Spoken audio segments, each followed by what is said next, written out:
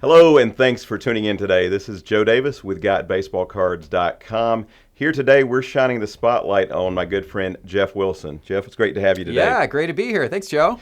So today, we're going to go back in time a number of years to your childhood. Yeah. We're going to start off to how you got into collecting in the first place, and then we're going to advance forward to where you're at today in the industry. For those of you who don't know, Geoff is a major player in our industry now, a great influencer in our industry, and we're going to talk about that. But first, let's go back. How did you get into collecting to start with? Yeah, so it was my love and passion as a kid, probably like many of you watching. And when I remember very distinctly that when I was in, fourth grade and I would get my weekly allowance from my mom, that I would immediately, the moment I would get my weekly allowance, I would hop on my bike and bike a mile down the road to the little corner drugstore that was down there, walk inside and buy as many packs of baseball cards as my $5 bill would go for. And I would rip them in the parking lot because I couldn't even, wait to get home with that much excitement. So I over the course of my childhood, built up a massive collection of 20,000 plus cards. Almost all of which I still have today, actually, in boxes. Of course, they're all, for the most part, completely worthless. And the ones that would have been worth anything have frayed corners and edges and all of that because I wasn't paying attention to that aspect of it back then. But I loved it. And in many ways, it was my first experience with entrepreneurship, which benefited me a lot later in life because I was trading cards with friends, buying and selling, all that type of thing when I was in grade school. All right, so what was your first year of buying cards that you remember? So my first year that I was buying cards probably would have been maybe 87 because I've got a lot of 87 tops. I actually have a lot of 80. Don't we Yeah, all? I know. I have a lot of 86 tops as well, but I think I was buying those a little more kind of in retrospect because I think 87, and then especially it really ramped up 88, 89. Those were huge years for me. 90. I've got so much 1990 Donruss. That's the main. I've got over 10,000 1990 Donruss cards. I named the player and I've got 50 of them deep, So now you were buying 87, 88. Any basketball or just baseball back then? Only baseball. I started buying basketball in 90, 89 and 90. So, a little, I don't know why a couple years earlier I didn't have the idea to buy basketball, but it seems like many people had that same failure where we were all baseball focused at the time. Yeah, that was the thing. Yeah. So how far into the 90s did you continue collecting? It dropped off pretty quickly. I've got 91. I've got a little bit of 92, and then at that point in time, that's really the last year I have in my collection is 92. At that point I started to get into high school. That would have been I would have gotten into high school then, and I think once I got into high school, my interests shifted. I probably was paying more attention to girls than I was paying attention to baseball cards. And then that was it. And then I went off to college, and honestly, I completely forgot about cards. They never re-entered my life. I had my old collection, of course, on my mom's house in the attic, the story as many people do, but didn't look at it for years and years and years. And it wasn't until just a few years ago when my son was at his grandmother's house, my mom's house, and came home with a pack of football cards that she had bought him, I think, at Target. Yeah. And he wanted to open the cards with me. And I was like, oh, I haven't seen cards. I honestly didn't even know they still made cards. That's how little attention I had paid to it. But all of a sudden, I'm sitting there opening up packs with him, and I'm like, man, this is fun. Let's go get some more packs. And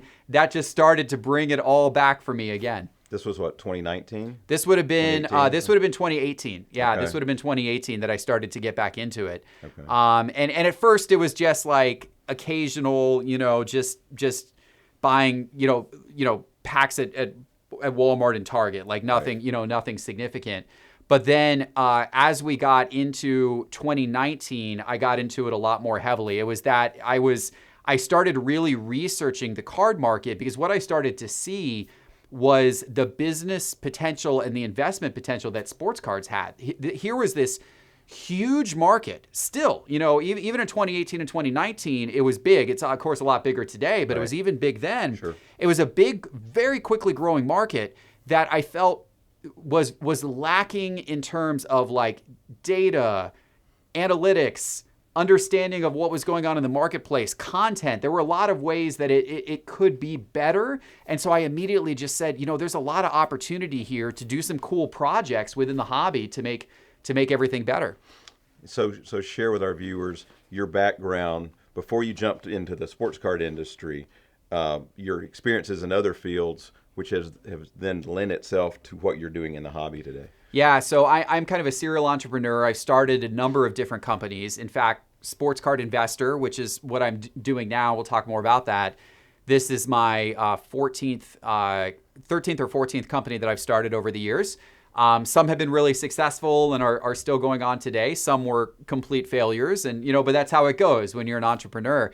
And so because I've started so many different companies, that's why kind of naturally now when I get into something, I just start thinking about like the business aspects of it and that kind of thing. Right. And so that's why when I got into sports cards, it was like, wow, like huge industry, so much opportunity to innovate. And that's really what it was. So much opportunity to add to what's going on in the hobby and to make it even better. And that's what I've strived to do now for the last couple of years. Yeah. So share with our viewers where Sports Card Investor is. Now, for those who don't know, Sports Card Investor is a sponsor of our podcast, The Collector and the Dealer, which we greatly appreciate, and does a phenomenal job. And every week when I do these shows with Chuck Oliver, we talk about the great things that Sports Card Investor is doing and how y'all are providing great resources for the hobby, incredible tools, some that I haven't even got to access yet, but because you're always innovating, you're always adding more. So for those viewers who are not familiar with your company and what you do, give them the whole spiel, where you're at, the Sure. new things you've added, what you can offer to help customers, because we're both service providers in a lot Yep. of things we do in the industry. And so share with them ways in which Sports Card Investor can help them. Yeah, and I want to mention first of all the partnership with Joe. One of the most impactful days was when I walked into Joe's card shop, which was Father's Day 2019. So at that point in time, I had I had been opening up some of the lower end boxes. I had been researching the hobby, and I had been doing some online card breaks and that kind of thing. And so, I was very excited about getting back into it, but I hadn't actually, launched anything as of that moment yet. And for Father's Day, my wife surprised me and said, "Hey, since you got so into cards again, I'm going to take you to some of the local card shops in Atlanta for Father's Day." And we actually went this Saturday prior, so the day before Father's Day. And so we, as part of that journey, we walked into Joe's shop here in Atlanta. And I got to meet Joe and some of his staff, and we actually bought a box of National Treasures basketball that day, that was my big Father's Day gift. And that was a delight because I hadn't opened yet a box that was like that premium, that expensive, anything like that. And I was fascinated by it. I was fascinated by how cards, now there were boxes of cards that were that day $1,200. Now that same box I think would be like $7,500 or something. Yeah.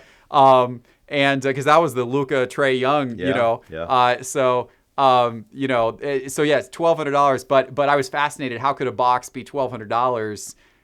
When of course I remember as a kid, like the packs were like 99 cents, that kind of thing. But that was part of the fascination of how the hobby is these days. And so after that visit with Joe, I came back up to the shop, and Joe was very gracious to give me some of his time. I think he thought I was maybe showing up to sell him a website or something, but he was very gracious to give me his time and to answer a bunch of questions that I had, because I was trying to figure it all out and piece it together in my mind and kind of figure out what I wanted to do. So I had a ton of questions about the hobby and kind of how it all worked behind the scenes. And Joe was really, really helpful in answering a lot of those questions and even some of the business ideas that were starting to bounce around my head, providing some feedback on that kind of stuff. So after that visit with Joe is when I launched my YouTube show, Sports Card Investor. I launched it about a month later. I launched at the end of July. And what I decided to do, I also launched the website at the same point in time, sportscardinvestor.com. And I had a lot of ideas for like different types of businesses, but my theory was, let me first put content out and see how many people are attracted to watching this content, the YouTube show, reading the website. Because if I can build an audience, then that first of all validates for me that there's a lot of people like me who want to think about sports cards from a dollars and cents standpoint, from an investment standpoint, from a business standpoint. And then also that would give me an audience then that if I come out with products and services in the future, that I can then tell my audience about those things, right? So it's obviously it's marketing for me. And so I started that show late July of 2019, and it caught on pretty quick in popularity. I remember that. Yeah. And we went at the National that year. We met up at the National, and Joe, of course, had his great booth at the National as he does every year. And I did a little bit of video from the National and put it on my channel, and that was popular. That started to get a lot of views, and that started to catch a lot of people's attention about my channel. And then it just really grew throughout the second half of 2019 and heading into 2020. And then it was in early 2020 that I launched our first product, which is a product called Market Movers, which is an online price guide and collection tracking system. And it gives you a ton of market intelligence. If you're into investing in cards or buying and selling cards and really trying to make a little bit of money from it, it's like the ultimate tool, to do that. Or even if you simply want to know what your collection is worth, you can load your whole collection into it, and it actually updates every morning to tell you the updated value of your collection based on how things sold the day prior on eBay. So it's a pretty cool tool. It's called Market Movers. Yeah, and you've already got thousands of users. We do. We have thousands of users on that. And then most recently in the end of 2020, we launched our Sports Card Investor app, which is a free app in the App Store. You can download it on your iPhone or on your Android device. You just search Sports Card Investor in the App Store. And it's kind of a lightweight version of Market Movers, but it's very visual. And what's really cool about it is we literally have 10,000 plus cards in there that you can swipe through and see what all these cards look like. And it's really neat. It's a neat app. And so that's become very, very popular as well. Yeah. So how many different players are you monitoring on there now? 50 player count I think is like over 4,000, and then card count I think is over 10,000 at this point. Yeah, wow. And we're adding hundreds and hundreds of new cards to it. Actually, in some cases, thousands a week. Like we're really trying to ramp up the database of cards. Awesome. Yeah. Awesome. So what's your next step? You've been continuing to add things. What does the future hold that you can share right now? Yeah. What are you planning? So, first of all, we've been doing some new partnerships, and we partnered with Joe to help our viewers get their cards graded for PSA through Joe's shop, that's a great partnership. And in fact, we've been here the last couple of days in his shop filming a lot of video, because one of our goals this year is we're really wanting to further ramp up the content that we're putting out to help people who are looking at investing in sports cards or people who are just interested in the hobby learn more about it. So we just did a whole series of videos about the grading process and how to submit to PSA and everything like that will go on our Sports Card Investor YouTube channel. And we have other ideas for really interesting video series planned for this year that kind of give you a behind the scenes look at the hobby or show you a lot of the really cool stuff that's going on in the hobby. So that's a big mission of ours this year. We're also continuing to expand out our products, make Market Movers even better, make our app even better.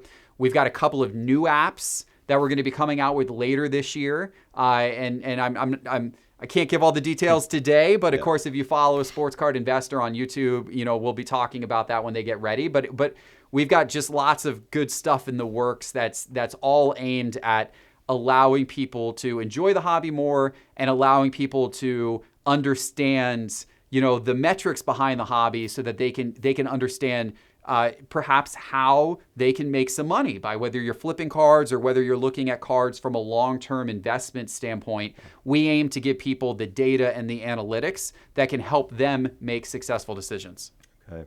Well, I get asked this question all the time, so we'll get your input.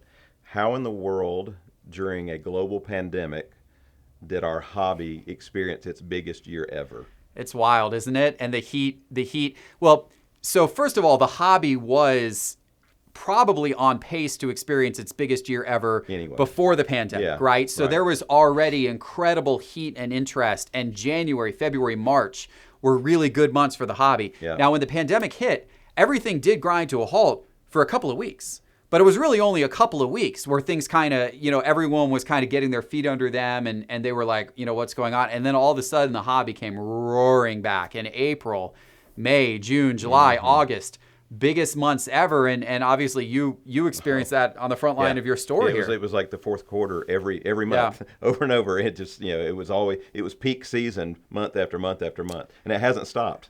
So there's so many factors that I think all came together at the same time to cause that to happen. So in some ways, maybe the fact that we had to be quarantined at home for a while and deal with the virus, there was a pause of sports. In some ways, that might have actually helped fuel things because people wanted to connect with sports. People miss sports. People wanted to connect, with things that they enjoy doing. And so here's the ultimate hobby that involves sports and allows you to still participate in sports during a time when there weren't any games on TV, during a time when fantasy sports was completely dead, during a time when sports gambling was completely dead. So, but this was still something you could do that kind of satisfied, that desire. So I think that that's part of it. You also had some nostalgia factor because you had obviously the Last Dance documentary, which ESPN came out with right then, which helped kind of fuel nostalgia into sports cards. Then McGuire and Sosa. You had Zion Mania, which was really fueled, and that was starting to really heat up right before everything stopped because Zion had played his first game, I think, in January. So he was only about like a month and a half or 2 months into his NBA career and was doing well. Yeah. And then, so people were excited about Zion, so there was a lot of interest there. And then I think if you zoom out a little bit, you've got in general things happening like people really looking at alternative assets as a true investment. I think you've seen even things like cryptocurrency, like Bitcoin, the rise of that in the last few years, I think has made people think a little differently about where they want to invest. You have fractional ownership, which is, really hit the hobby in the last 12 months. And that has been a big deal because now people can buy a share or a piece of a very expensive card and feel like they own part of that. That wasn't possible prior to this, a year ago. You've got new marketplaces that have come online that have kind of rethought the buying and selling process.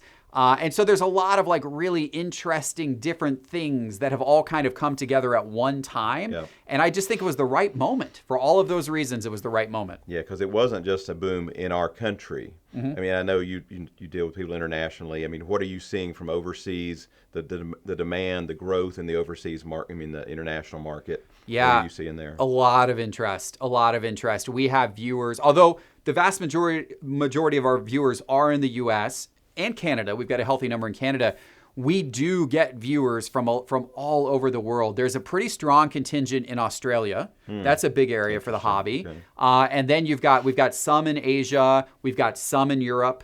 And so we're seeing a lot of interest from all of these different places. Now, the international viewer, they struggle because the ability for them to participate the same way that you can in the U.S., it's more of a struggle for them because if they're buying cards, the shipping, right, the internet, because most of the card buying and selling activity is still taking place in the U.S. So they've got to deal with international shipping.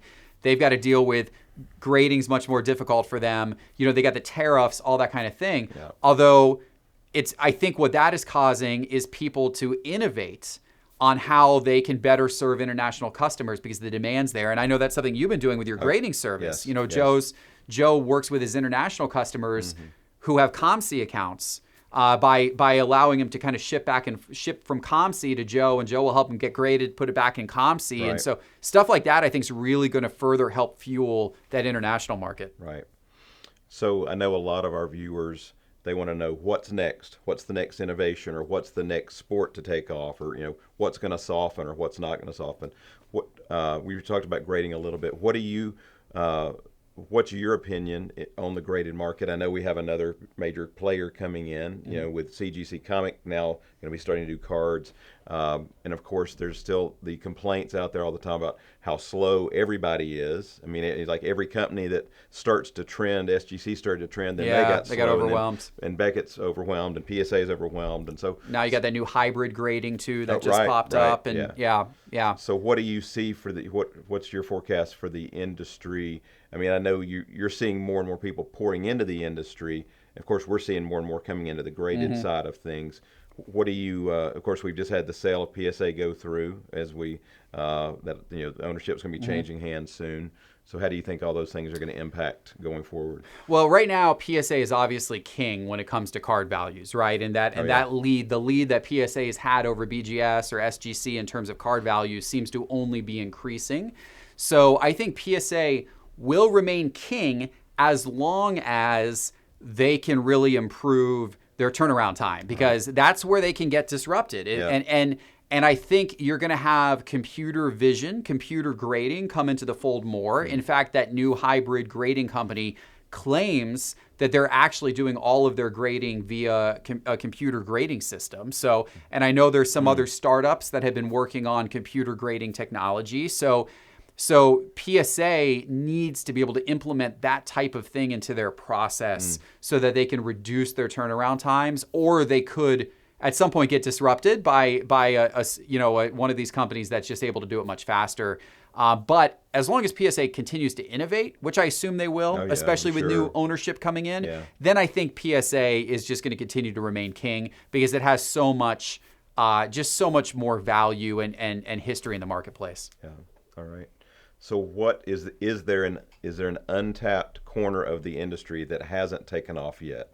Is there something, is there golden nuggets out there that haven't been discovered yet? Yeah, they're in my opinion, the next big thing for the hobby is it's going much more real time in terms of buying and selling and the value of cards.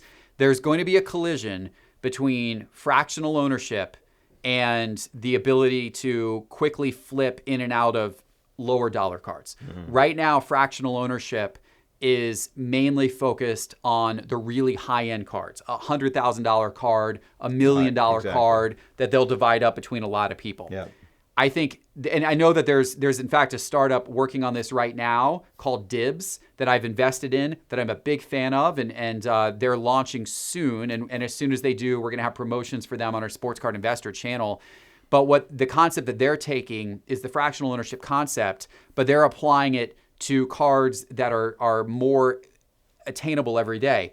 A Luka Prism base card, a Trae Young Prism silver card, a Juan Soto, Juan Soto first Bowman auto card. So these are still nice cards, premium cards, but they're lower end, and then they're going to divide those into maybe 1,000 shares a piece. Wow. And they're building a real-time trading market. So if you want to get in on a Luka card, you can get in for $3 and get a share of a Prism silver, and then maybe at the end of the game tonight, if he goes for 38 points and has a great game, maybe you can sell that for $5, right? And so it's that kind of like smaller but microtransaction, but with things moving in real time, much more like the stock market.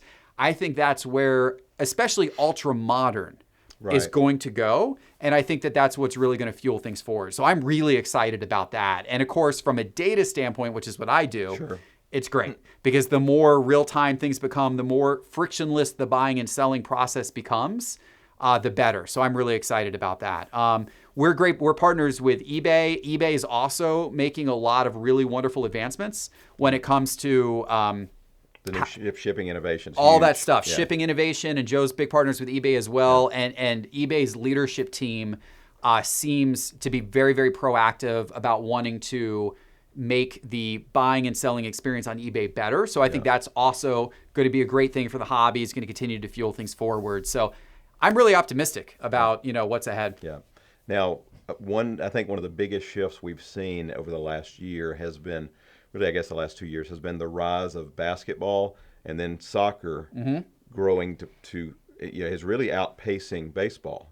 For the first time. I mean, I was on one of your episodes one time where we talked about the rise of basketball, and like it may take over, and so same thing. Are you seeing the same thing in all your data? Still seeing basketball? I mean, obviously, I know it. I think speaking of eBay, I believe they said basketball and soccer had the most growth last year. They did. Yeah, basketball is still absolutely hot. However, what I really like about the hobby right now is every sport seems to have its moment. Like even baseball, this last few months, baseball has been pretty hot. And if you look at the card prices of some of the big rookies or some of the newer players like a Tatis or a Soto, those cards have gone up a ton during this off season. So, people I think they're anticipating the season. Investors in general have become smarter. It used to be that, if you buy cards during the off season and sell them during the season, that's easy money. Well, actually, the people are becoming more sophisticated. So you kind of got to get even further ahead of that now. You can't expect to just buy a card a month before a season starts and it's going to be worth more when the season starts, because that run-up is now starting to happen earlier and earlier. As soon as the previous season ends, it's time to start planning for the next. It seems to be the case now, right? And so, but I think while basketball is certainly really hot, soccer's been growing a lot. There's a lot of, there's growth in all sports. And we've even seen, I'm sure you've seen it as well, like tennis cards and some boxing cards. And one thing that I've been talking about recently is UFC cards, rather. Right. UFC cards. I think some of those kind of less talked about cards, it doesn't take a lot for those to catch on to become very popular. The print runs on a lot of those cards are so small that it's not going to take many people buying UFC cards before UFC cards are just going up and up and up and up, because there's not many out there. Right. And then you have even non-sports cards. I mean, Pokemon. Marvel's taking it. Yeah, absolutely. Pokemon's been red hot. Marvel's starting to build momentum. It'll be interesting to see, like, I don't know, Garbage Pail Kids or wrestling cards or, whatever. Like, it's just fun to see all of this starting to happen. Yeah. There's not many undiscovered nuggets left out there. It's like everything's hot, it seems like. So none of us, we cannot get enough of any product direct. Like, whatever you want to offer us, we'll take it. How many more can we get? So, in closing, we've got so many new people. I mean, you're basically new back to the hobby over the last 3 years. Yeah. So, and obviously you've had to soak up a ton of knowledge to get up to speed on what's going on in the industry. And so, for those who are coming in, either coming back, maybe collected as a kid like you did, or they're just brand new to the hobby, what are some words of advice, words of wisdom to them so that they don't get overwhelmed? Because it can be overwhelming. I know. I have people walk in our stores and they're like, where do I start? I don't know what to buy. My kid wants something or whatever, or I want to invest, but I don't know where to start. What's some big picture advice for those who are either coming back or who are new in the first place? Yeah, it is confusing. And when I got back into it, I mean, I spent so many hours like just trying to get a grasp on all the different sets, all the different variations, all these different things that can influence price and grading and all this stuff. There's a lot to learn. It can be difficult. So what I recommend is, first of all, hone in on the sport you like best, and then hone in on the most popular sets from that sport, which of course Joe and his team can give you great advice on.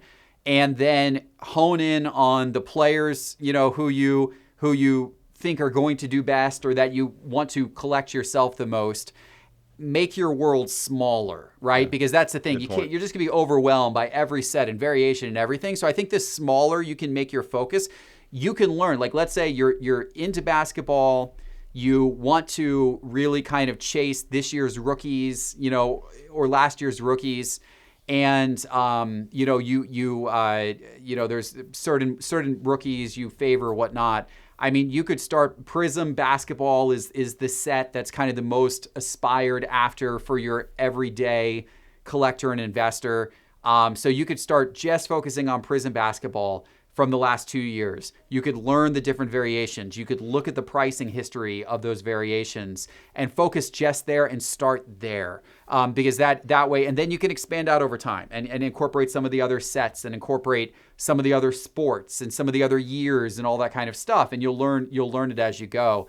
Our sports card investor app, I mentioned it already in the App Store, a really great way to understand what all the different variations and sets are and prices that things are going for. Real easy. So that's something I'd recommend to someone who's starting out as well. All right. Last thing, I should ask you this. Though you're constantly providing great advice to those who want to invest in the industry, I know at heart you're still a collector. Mm-hmm. So share with our viewers some of your favorite additions to your collection in the last year. Yeah, absolutely. So I have and one of the cool things about the hobby is you can do both. You can invest and you can collect at the same time. And anyone who tells you you can't, they're completely wrong. Because I do it, I know you do it. Oh, yeah. There's so many of us that do that. And so I'm a University of Florida graduate, a huge Gator fan. I've got a gigantic collection of Gator cards that I'm continuing to constantly build. I try to get cards of the players in their Gator uniforms. So typically some of the earlier sets that come out of the year where the players are still in their college uniforms. And then or just the standard rookie cards of certain players. I got a big Tim Tebow collection, but all the different Gators. The nice thing about that is when you're acting as a collector, a lot of times it's not very expensive. Like it's Right. unless Exactly. unless you're like a Michael Jordan collector, then good night. But like Yeah. being a Florida Gator collector, the cards that I'm going after are actually not cards that are very desirable from an investment standpoint.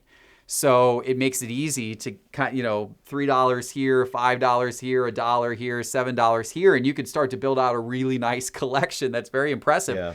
In the eye of the beholder, of course, right? To me, it's very impressive, and so I love doing that. On the high end, I just bought a complete set of 1986 Fleer basketball. Of course, the kind of holy grail set where every single card is autographed by the player. So that is like I think a really good investment. But I really bought that one a little more for just like, that is so cool that I just that's gonna be my like collection element for the premier like element of my collection for I'm sure many years to come. Yeah, I've got to check that out sometime. That's really, really cool. So with stickers too, correct? With sticker? With the whole sticker set too. Yeah, so you get two Jordan autos. Two Jordan autos. Yeah, the all the cards plus the sticker set. Yep, the whole thing. Awesome. I think it's 144 total. I think it's 132 cards and 12 stickers if I remember. Yeah. So, but who signed the checklist? David Stern. Oh wow! Yeah, wow. They got the checklist signed. They got the checklist signed by the commissioner. Very cool. I mean, it is like this thing is like crazy awesome. Yeah, that is also incredible. That's very unique. That David Stern signed the checklist. Yeah. Awesome. Yeah.